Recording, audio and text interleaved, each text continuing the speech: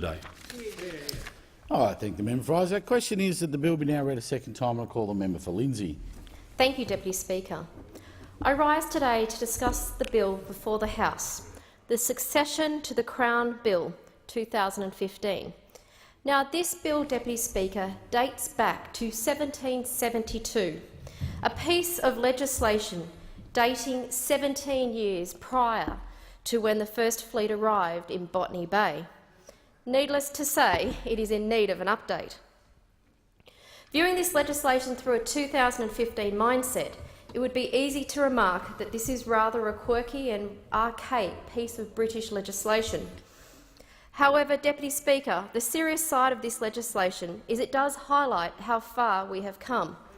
Putting aside the obvious monarchy versus republic debate, I think we also need to acknowledge that at the centre of this bill, it does finally provide gender equality to the British monarchy.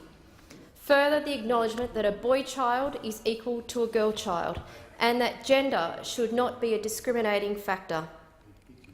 And as it stands, the English monarch centres around this Manage Act and has been so gender-based. This Act does finally break one of the oldest glass ceilings and one that has stood enshrined in legislation and tradition.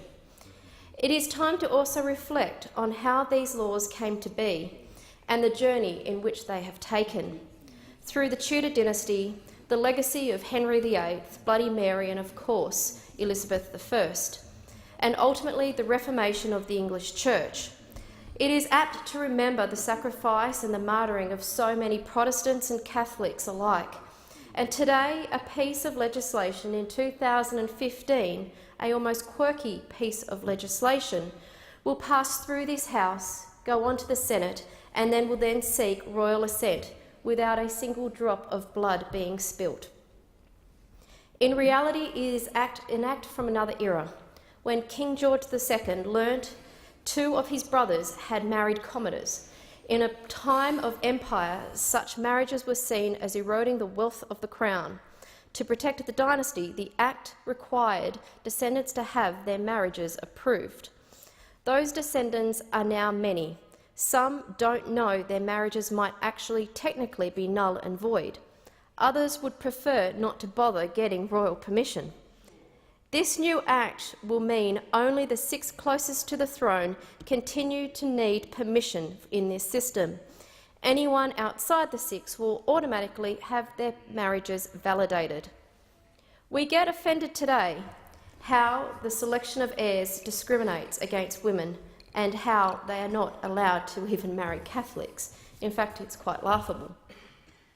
But until a generation ago, it was common and that the eldest male often received the family inheritance.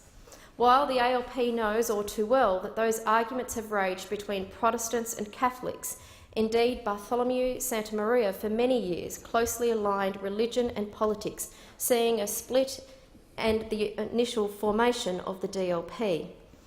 Even King John's 1215 Magna Carta, which delivered accessible, fast and fair justice, has been updated over and over again. In fact, the idea that provided fair laws and justice for all is incorrect. Initially, serfs, the peasants, were excluded from the Charter.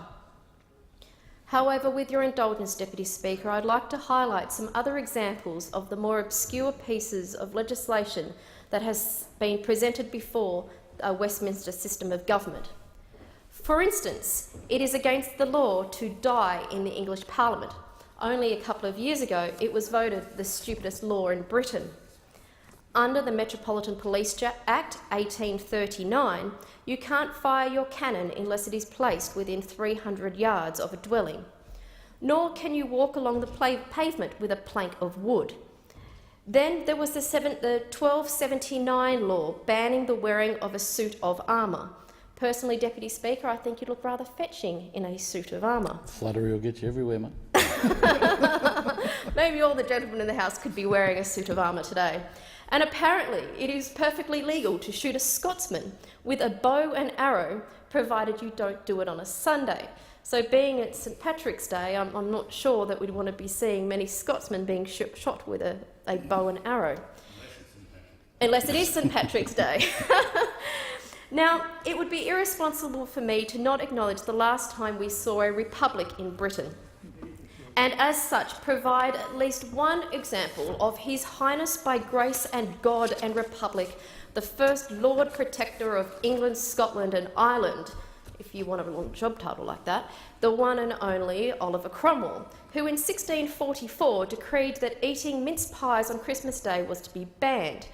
A fine example of a fine piece of legislation that I'm sure was aimed to secure the longevity of the British Republic. Deputy Speaker, in 1848, only 167 years ago, it was an act of treason to place a postage stamp with the monarch's head upside down. Or perhaps the Scottish Licensing Act of 1872 that forbid anyone from operating a cow while intoxicated. Perhaps a contemporary take of that piece of legislation would be forbidding anyone from operating an iPhone whilst intoxicated. Going topless in Liverpool was outlawed unless you were a clerk in a tropical fish store. I'm not quite understand why, and I'm not sure how that would have worked with Lady Godiva only a few suburbs away in Coventry. The point I make, Deputy Speaker, is the world changes and we move on. And for some, the Westminster system of democracy can be tedious and clunky, and some may argue even outmoded. But in the words of the British wartime Prime Minister Winston Churchill, many forms of government have been tried and will be tried in this world of sin and woe. No one pretends that democracy is perfect or all-wise. Indeed, it is said that democracy is the worst form of government except all those other forms that have been tried from time to time. In other words, the system is by no means perfect, but despite our attempts to create other systems, the Westminster system of democracy still does prevail.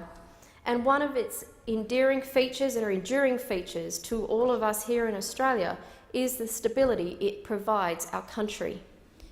Deputy Speaker, if there is a single gift from Britain, it is just that, the stable democracy that we do have here in Australia. In essence, many of the kinks have been ironed out over a passage of time, through wars and bloodshed, through the breaking down of a feudal system. Am I saying we don't have further to go? Of course we do. Am I saying that our system of government does not need to continue to evolve over a period of time? Of course it does. If we look back to where this has all started, really from the Battle of Hastings in 1066, the Domesday Book, and when the Anglo-Saxons and the Viking king, and as England stood as the land of riches and wealth and a political system that's learnt to develop and as such has withstood just about everything. Even those early years, the seeds were there. William devised a system of taking advice from landlords before making a ruling. This period was commonly known as the feudal system, and this early system really does mark back to our Senate. From 1215, the House of Lords was then put in place, and elected House of Commons was invoked 50 years later. It is a system developed through hundreds of years of war with the French and the Scottish.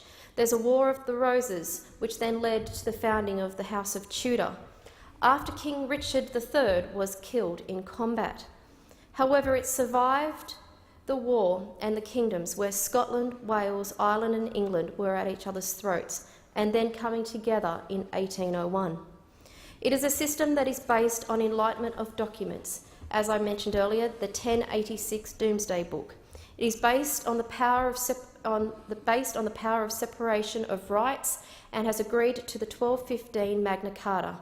It is a system that influenced by Martin Luther's 1512 Diet of Worms, which saw Oliver Cromwell go to civil war over the Protestant Reformation.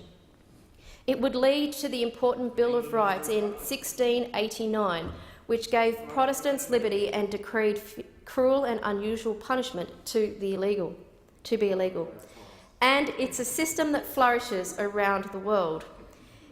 The point is, we did inherit a true and trusted stable political system, and we've been able to adapt it to now meet our Australian needs.